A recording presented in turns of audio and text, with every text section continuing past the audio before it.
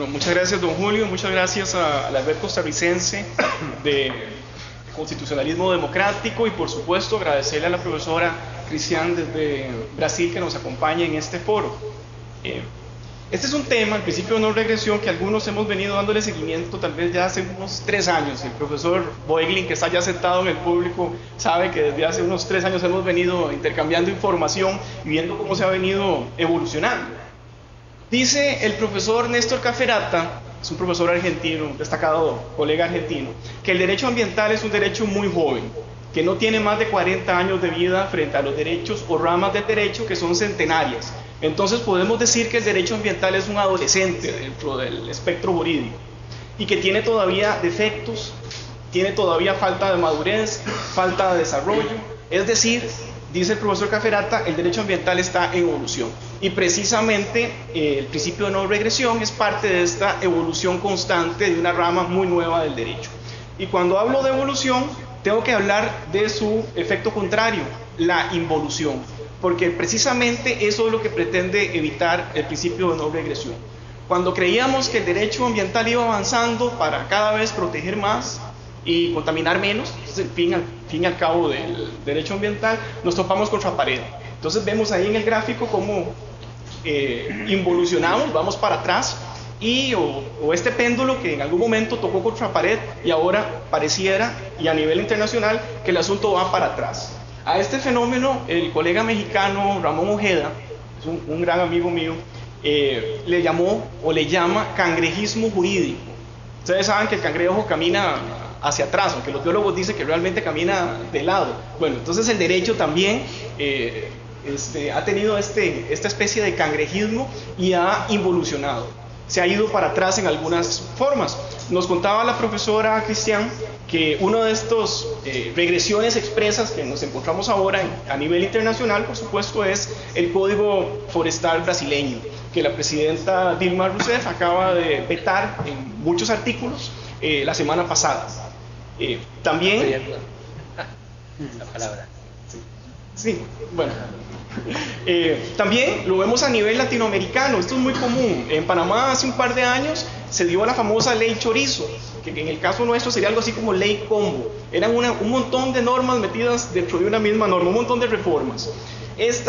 Dentro de este combo de normas panameñas se exoneró de evaluación de impacto ambiental de a dedazo por parte de la Asamblea Legislativa todas las obras, actividades o proyectos de la administración pública. Imagínense ustedes, sin ningún sustento técnico ni científico. Y para los privados se les flexibilizó y se les cambió las herramientas de la evaluación de impacto ambiental y se les cambió por guías de buenas prácticas ambientales, donde era el mismo desarrollador el que él mismo se autocontrolaba. Era autogestión. Bueno, gracias a las manifestaciones y bloqueos de carreteras, etcétera, que hubo en Panamá, esta ley fue derogada por parte de la Asamblea Legislativa y el presidente Martinelli, quien era quien la estaba impulsando, tuvo que dar un paso atrás y retrotraer eso. A nivel mundial también tenemos el ejemplo de Nueva Zelanda y el ejemplo de Sudáfrica, donde se ha abierto la minería dentro de áreas silvestres protegidas o sitios Ramsar o bien sitios del patrimonio UNESCO. Bueno, en esta lámina pueden ver el veto de la presidente Rousseff. Y para que se nos paren los pelos a todos, esto fue la semana pasada, esta noticia salió el 20, bueno, digamos que hace unos 15 días. Resulta que la Corte Suprema panameña, una de las salas, como medida cautelar le levantó el estatus de área silvestre protegida a los humedales de la bahía de Panamá. Imagínense ustedes qué clase de medida cautelar puede ser esa. Este es un típico ejemplo de una regresión jurisprudencial. Y aparte de esto, se trata de un sitio Ramsar y no siguieron el procedimiento Ramsar para hacer la desafectación de esa área silvestre. Como hablamos del principio de no regresión, es necesario que lo veamos a la luz de los demás principios del derecho ambiental. ¿Cuáles son estos principios? Bueno, el principio preventivo, precautorio, de equidad intrageneracional, desarrollo sostenible, contaminador pagador, reparación a la fuente, participación pública, etcétera, etcétera. Y ahora le podríamos agregar un nuevo principio, el principio de no regresión. Todos estos principios los encontramos contenidos en alguna de las declaraciones de principios de las Naciones Unidas, como fue la Declaración de Estocolmo del 72, la Declaración de Río del 92, la de Johannesburgo, que fue una declaración más política que jurídica, y ahora esperamos algunos, por lo menos tenemos esa expectativa, que de la cumbre de Río + 20 y de la declaración que emane de Río + 20, que se llama El futuro que queremos, podría estar eventualmente incorporado el principio de no regresión. Por ejemplo, la Unión Europea, desde el 20 de septiembre de 2011, mediante una resolución, aprobó la política que va a seguir la Unión Europea dentro de la cumbre de Río. Esa va a ser los lineamientos. Dentro de esos lineamientos está que la Unión Europea va a impulsar la consagración expresa dentro del texto de la declaración final del principio de no regresión. Del borrador, este es un extracto del punto 19 del borrador, del último borrador, que por lo menos el que he tenido yo acceso, es el borrador de fecha 2 de junio del 2012. Entre paréntesis o corchetes vemos que aparece ya incorporado con sus salvedades el principio de no regresión. O sea, está en discusión. Ya no estaba dentro del borrador 0, ya en este borrador del 2 de junio ahí aparece, y lo que significa es que está en discusión.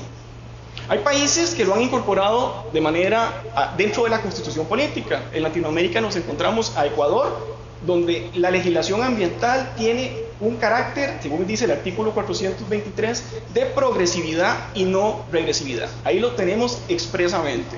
En el caso de Bolivia, que es otra constitución bastante nueva, la de Ecuador es de 2008, la de Bolivia es de 2009, habla de los derechos humanos progresivos, y dentro de estos derechos humanos progresivos, el derecho a un ambiente sano.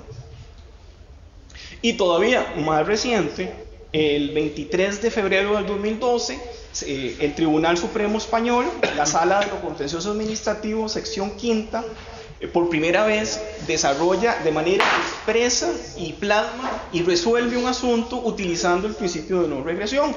Y dice el Tribunal Superior Español que es posible, vía interpretación, derivar la existencia de este principio a través del derecho comunitario, o sea, los tratados de la Unión Europea. Lo puede derivar del artículo 45 de la Constitución Española, que es el que precisamente desarrolla el derecho a un ambiente sano, y además del derecho interno español. Entonces vemos cómo vía interpretación es totalmente posible llegar a la aplicación directa de este principio. Pero ¿qué es el principio de no regresión? Este principio lo que nos dice es que la normativa, las políticas y la jurisprudencia no deberían ser revisadas si esta revisión implicare dar un paso hacia atrás respecto a los niveles de protección ya alcanzados en este momento. Entonces, tenemos que tener claro que tenemos un piso, que es el nivel de legislación ambiental que tenemos en este momento. No deberíamos revisarlo, no deberíamos derogarlo, no deberíamos modificarlo hacia abajo, para flexibilizar, cambiar los umbrales o permitir ciertas actividades que en este momento no son posibles. Entonces, de eso se trata el principio de no regresión. Como se trata de un principio que está en evolución, lo vamos a encontrar de distintas maneras dentro de la doctrina. En algunos casos lo vamos a encontrar como principio de irreversibilidad, en otras como principio de no regresividad o principio de no retorno. También como principio de no retrogresión, principio de intangibilidad, cláusula de eternidad, cláusula de stand still, esto es en el derecho belga, cláusula de status quo, efecto trinquete en el derecho francés, si no me equivoco, y en Brasil me lo he encontrado en algunos escritos como principio de prohibición del retroceso ambiental. Por lo menos así es como lo he encontrado en algunos trabajos desarrollados por el profesor Antonio Benjamín Herman. ¿Cuál es la finalidad de este principio? Pues precisamente evitar la derogación, reducción, relajamiento, flexibilización de la normativa ambiental por intereses que no logren ser superiores al interés público ambiental, en la medida de que muchas veces estas derogaciones, reducciones, relajamientos van a causar daños de difícil o imposible reparación. El objetivo principal será respetar el nivel de protección ambiental ya alcanzado, no disminuirlo, sino más bien incrementarlo, y prohibiendo, por supuesto, dar un paso hacia atrás por medio ya sea de políticas, de legislación o de jurisprudencia. La idea es no vulnerar el derecho de las futuras generaciones a la vida, el derecho a la salud y el derecho al ambiente. Y por supuesto, no disminuir ese stock de patrimonio que debemos transmitirles a las generaciones futuras como una garantía de proceso. Recordemos que el ambiente lo podemos ver como un gran contrato de fideicomiso, donde el fideicomitente serían las generaciones anteriores. Los fiduciarios o administradores temporales de los bienes ambientales somos nosotros, la generación presente, y nuestros hijos y nietos serán los fideicomisarios, a quienes ese gran contrato de fideicomiso, el fideicomitente lo que nos dio fue en administración una serie de bienes ambientales para que nosotros se los deleguemos de la misma manera a esa tercera o cuarta generación. ¿Cuáles son las obligaciones básicas del principio de no regresión o a qué conlleva? Primero, se trata de una obligación de no hacer, no retroceder, no afectar o disminuir los umbrales y estándares de protección ambiental que ya adquirimos en este momento. O sea, ya tenemos un piso, ese piso no lo debemos modificar. No deberíamos entonces ni modificar, ni derogar la normativa ni la jurisprudencia vigente cuando esto nos conlleve a disminuir, menoscabar o de cualquier forma afectar de manera negativa el nivel actual de protección que ya alcanzamos. Este principio tiene una contracara, lo podemos ver como una moneda con dos caras. Por un lado tenemos el principio de regresión que nos obliga a no hacer, no tocar, no modificar si eso implica retroceder. La otra cara de la moneda es el principio de progresividad, que a diferencia del principio de regresión nos da una obligación positiva, una obligación de hacer, de mejorar continuamente las condiciones de existencia, de movernos hacia adelante, de generar progresivamente ampliación de y protección ambiental. En fin, nos mueve a proteger más y a contaminar menos. El derecho tiene que ir cada vez evolucionando y esta evolución tiene que ser hacia arriba, jamás hacia atrás. Y como tenemos que ir avanzando, vamos a aplicar el principio de progresión. Entonces, por una parte tenemos el principio de no regresión que nos obliga a reconocer y mantener un nivel mínimo de protección, que es el nivel de protección alcanzado actualmente. Por otra parte tenemos el principio de progresividad que nos obliga a ir modificando la legislación, la jurisprudencia y las políticas de manera sostenida y gradual para ir mejorando. Y por supuesto esto va a implicar una especie de intangibilidad de la normativa ambiental que ya tenemos. Vamos ahora a clasificar los distintos tipos de regresiones que podemos encontrar. Dijimos que las regresiones pueden ser de políticas, regresiones de normativas y regresiones de jurisprudencia. Cuando hablo de normativa podría ser de la Constitución política, tratados internacionales, de leyes, reglamentos, decretos. Por supuesto va a ser más fácil verlo en decretos y en reglamentos que en la Constitución política o en el derecho internacional. Esas regresiones pueden ser explícitas o bien insidiosas. Las insidiosas o por debajo de la mesa, como les llamo yo, son las más comunes. Las explícitas serían como por ejemplo cuando se modificó el reglamento de evaluación de impacto ambiental y se exoneró de este requisito a las concesiones de aguas. Ahí, de un dedazo, hace 3 o 4 años, el Ejecutivo se le ocurrió exonerar las concesiones de aguas porque eso era un freno al desarrollo o la inversión. Por supuesto, la Sala Constitucional declaró inconstitucional esta modificación por violentar los principios de la ciencia y la técnica que ahora vamos a ver.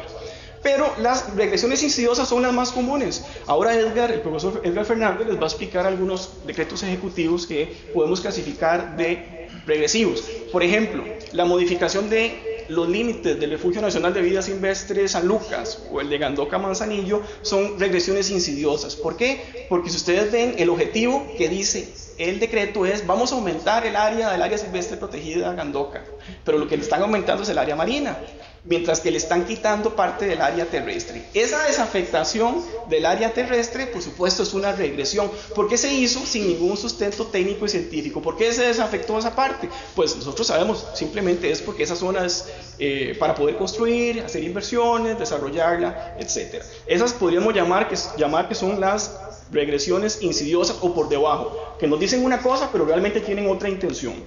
Y por otra parte tenemos las regresiones omisivas, que es cuando el Poder Ejecutivo o la Asamblea Legislativa omiten ese deber de legislar, o en el caso del Ejecutivo, un deber de reglamentar una norma que ya está promulgada. Nos pasó con la ley de pesca, pasaron 4 o 5 años desde que se promulgó sin que tuviera reglamento y esto afectaba la operatividad de la norma. Esa omisión del Ejecutivo de reglamentar una ley, por ejemplo, podemos llamarla una omisión de regresión. Esto en cuanto, como vemos aquí al final, la ineficacia por sí sola del derecho ambiental es una regresión. Ese incumplimiento sostenido y recurrente de la legislación ambiental la hacen ineficaz, la hacen inefectiva, es por sí misma una regresión ambiental. Ejemplos de regresiones: bueno, la reducción territorial o cambio de categoría que podría darse de áreas silvestres protegidas, por supuesto sin sustento técnico científico que le den valor. La introducción de mínimos de tolerancia más elevados, o bien la variación de estándares, igual que no se ajusten a los criterios de la ciencia y la técnica, con el único fin de favorecer a tal o cual empresa para que pueda seguir contaminando o pueda seguir operando. Y por supuesto la omisión al deber de desarrollar vía legal o reglamentaria normas ambientales. Estos serían ejemplos de regresiones. Los principales enemigos o el principal enemigo del principio de regresión lo es los procesos de desregularización. Lo vimos en Panamá. La idea era exonerar de evaluación de impacto ambiental al Estado panameño para que sus obras gubernamentales no tuvieran que hacer ese engorroso trámite. Eso es desregularización, esos son los procesos de desregularización. Cuando esa desregularización lo es con el fin únicamente de proteger el desarrollo, la inversión, etc., y desprotege el ambiente, estamos frente, lógicamente, a regresiones. Los principios, todo principio tiene sus límites, parámetros o condicionantes. El principio de no regresión, por supuesto, no es ilimitado y encuentra límites, condicionantes, restricciones en la constitución política, por ejemplo, en los principios de razonabilidad y proporcionalidad. A nivel legal va a encontrar límites como son los criterios unívocos de la ciencia, la técnica, la lógica y la conveniencia, y también tenemos que comparar el principio de no regresión o darle un parámetro junto con el principio de desarrollo sostenible, el principio de uso racional, el principio precautorio o lo que la sala ha entendido por principio precautorio y la vinculatoriedad de la normativa ambiental. Estos serían sus condicionantes. En esto la Sala Constitucional costarricense ha sido muy vehemente en hacer ese vínculo siempre entre ciencia y técnica y ambiente. Una norma que no se ajusta a los criterios de la ciencia y la técnica es inconstitucional. Y así se han caído casi la totalidad de los decretos que hemos catalogado como regresivos en Costa Rica hasta el momento. Existen algunos tipos de regresiones que podríamos decir que son permitidas, ¿verdad? Constitucionalmente han sido aceptadas. Son regresiones fundamentadas, bueno, en aquellas situaciones donde se desaplica o se relaja la aplicación de la normativa ambiental por motivos de urgencia, emergencia y necesidad, tal y como lo ha entendido el derecho constitucional y la ley de emergencias de Costa Rica. Estas medidas, ha dicho la Sala, no pueden ser para siempre, tienen que ser transitorias, deben buscar siempre un bien común y por supuesto deben ser justas, razonables y proporcionadas. Si no cumplen con estos requisitos, estaríamos frente a una verdadera regresión. El principio de no regresión lo podemos derivar, bueno, estamos a la espera de que de Río más 20 esperemos que salga algo expreso, pero si no, lo podemos derivar del derecho internacional ambiental, de los derechos humanos, del derecho al libre comercio y las inversiones, del NAFTA, del CAFTA, lo podemos sacar, y por supuesto del derecho y la jurisprudencia constitucional en el caso costarricense, y que es el mismo caso que, como la profesora Cristiana nos contó, en Brasil. En cuanto al derecho internacional, debemos tener claro que el principio de no regresión va de la mano con los principios de desarrollo sostenible, equidad intergeneracional, el principio preventivo y el principio precautorio. Todas las convenciones y tratados internacionales sobre medio ambiente siempre buscan un objetivo que es la mejora continua del ambiente. Por ello, no podríamos pensar que el derecho internacional del medio ambiente fuera de alguna manera regresivo, porque siempre de lo que se trata es ir hacia adelante, ir mejorando los estándares ambientales. Convenios como el de Basilea o el convenio de Helsinki por sí mismos prevén la superioridad de estos convenios por sobre otras normas. Además, el convenio de diversidad biológica y el protocolo de Cartagena expresamente disponen que este convenio prevalece sobre otros tratados internacionales, lo que significa que un tratado posterior a la diversidad biológica o de Cartagena no podría bajar los estándares de o los lineamientos básicos de estos tratados.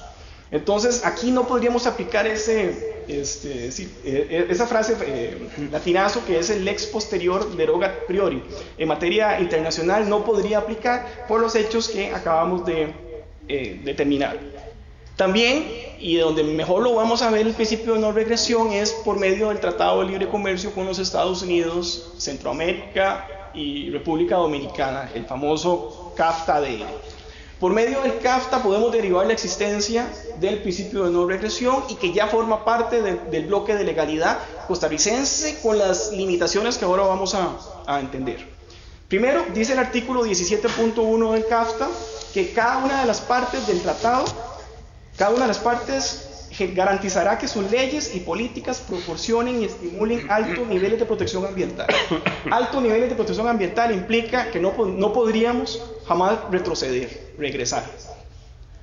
El 17.2 dice, una parte del tratado no deberá de aplicar efectivamente su legislación ambiental a través de un curso o acción o omisión sostenido o recurrente de una manera que afecte el comercio entre las partes. Esto quiere decir que el incumplimiento sostenido y recurrente de la legislación ambiental está prohibido por el CAFTA. Y ese incumplimiento sostenido y recurrente implicaría ineficacia que podríamos catalogar como regresividad. Pero de manera expresa, el 17.2.2 contiene el principio de no regresión. Dice este artículo: cada parte procurará asegurar que no dejará sin efecto o derogará, ni ofrecerá dejar sin efecto o derogará dicha legislación de una manera que debilite o reduzca la protección otorgada por aquella legislación, como una forma de incentivar el comercio con otra parte o como un incentivo para el establecimiento, adquisición, expansión, retención de una inversión en su territorio. Entonces ustedes dirán, qué bien, ya Costa Rica tiene dentro de su bloque de legalidad el principio de no regresión. Pues sí y no, porque recuerden que la definición de legislación ambiental que contiene el CAFTA no es la definición de legislación ambiental que conocemos en Costa Rica o que la teníamos antes. Esta definición es únicamente tutela o protege todas aquellas normas ambientales de protección del ambiente y deja por fuera las de explotación, que dentro de la definición general de legislación ambiental costarricense sí están contenidas. Entonces, para el CAFTA, las regresiones serían únicamente de lo que el CAFTA considera que es legislación ambiental, o sea, solo la normativa de prevención, de protección al ambiente, no la normativa de explotación de los recursos naturales. Y por supuesto, el mismo CAFTA nos dice que debe existir una intención